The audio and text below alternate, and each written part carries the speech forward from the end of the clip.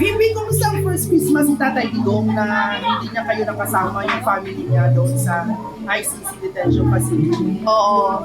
Okay lang naman yung Christmas niya kahapon, December 24. Nandoon si Kitty, yung kapatid namin, at siya ang nagbisita. Kanina din, pinakita ko yung video call kay Kitty para masabi niya sa inyo kung ano yung message ni dating Pangulong Rodrigo Duterte ngayong Pasko. Nag-video call kayo lately, VP, kahapon, ni Tatay Digong? Wala kaming video call. So, telephone call lang. Ano na pag-usapan yung VP? Ay, karon? Yung kahapon or ngayon? Wala. Bawal ang video call, so pwede lang kami mag-telephone call, pero hindi pa kami nagkausap ngayong Christmas. So, kumusta yung pag-visit mo sa The Hague, VP? Ang haba nun, kumusta naman? Okay naman. Madaming araw na nagkausap kami ni dating Pangulong Rodrigo Duterte. At masaya ako dahil nabigyan kami ng ganyan na pagkakataon. Malungkot lang dahil siya ay nasa detention, pero masaya ako dahil nabigyan kami ng ganyan na pagkakataon mag-ama na mag one-on-one at 1 hour and a half every day para magkausap. VP, on the other hand, sa BICAM, na-restore yung budget, yung proposed budget ng VP na 8,800,000. Next question. Next question. Alam ko na yan. Next question. So, ngayong January, first week sa January, pipirmahan na yung 2026 national budget ni PBBM. Hindi pwede, dapat before December 31 pirmahan ang budget. Otherwise, mag-reenact yan kung hindi pirmado by December 31. Anong meaning ng reenact? Reenact meaning ang 2025 budget will continue to take effect, will carry on. So, dapat pirmahan siya before December 31. Sabi ng Malacanang, first week of January, pipirmahan ni PBBM. Naambot sa ilaha. So, bawal ba yan sa law? Sa batas dapat before December 31. Otherwise, mag-reenact by January 1. So, meaning magbabalik yung previous budget. Yung December 2025 budget, yes. John Ryan Calonia, sir. DP, can you confirm yung sinabi ni Secretary Diayang Secretary na bumisita ka raw po sa jail facility to visit Arnie Tevez and not Madriaga? Bahala sila kung anong gusto nilang sabihin. Basta ako, ang sinabi ko, hindi ko kilala si Ramil Madriaga. May mga picture kayo, VP, kumakalat. O tayo din, may picture din tayo. So, May picture ako sa at least siguro 1 milyong Filipino.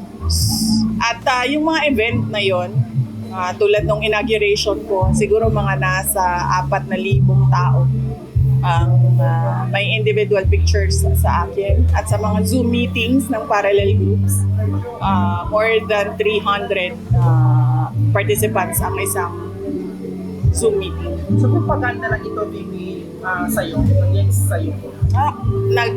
Nag-release na naman kami ng statements kung lahat akusasyon lang, walang ebidensya, ibig sabihin, paninira lang yan.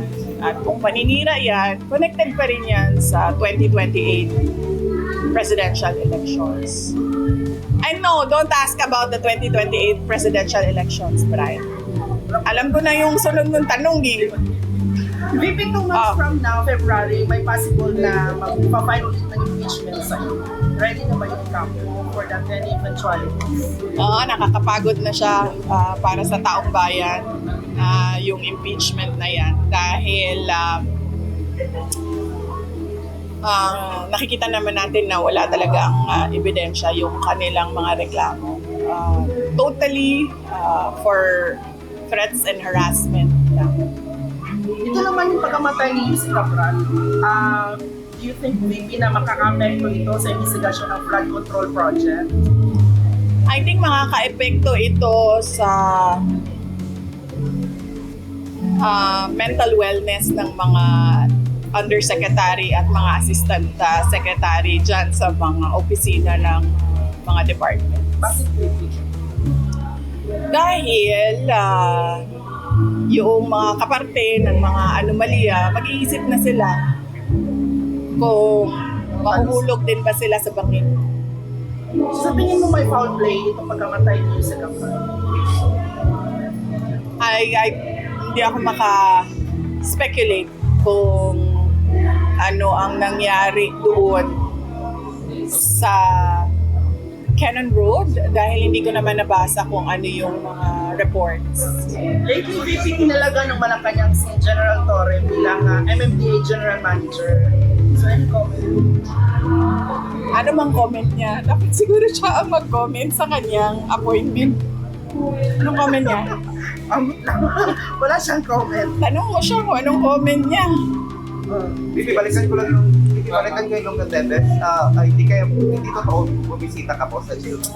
Ang sinasabi ko, wala akong i-confirm at i-deny.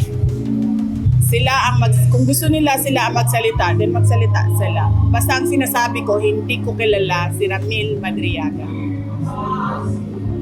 How often binibisita mo lang si Arnie Tevez? Yun, sir. Ang sagot ko. Yun ang sagot ko, sir. VP na skill.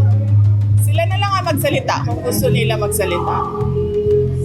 The spirit of Christmas, may message ka ba kay BBM? Christmas bitaw? Bakit? Magbabago ba yung ugali niya kung Christmas o hindi? Hindi naman magbabago. So, wala. And in the same vein, magbabago ba yung ugali ko kung Christmas o hindi?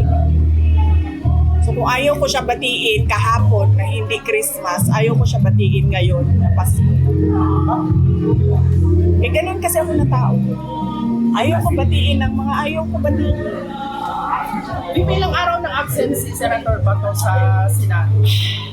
So, nagkausap pa kayo lately, recently, ni Senator Wala. Bato? May Wala hindi ba kami. siyang advice sa'yo? Hindi kami nagkausap ni Senator.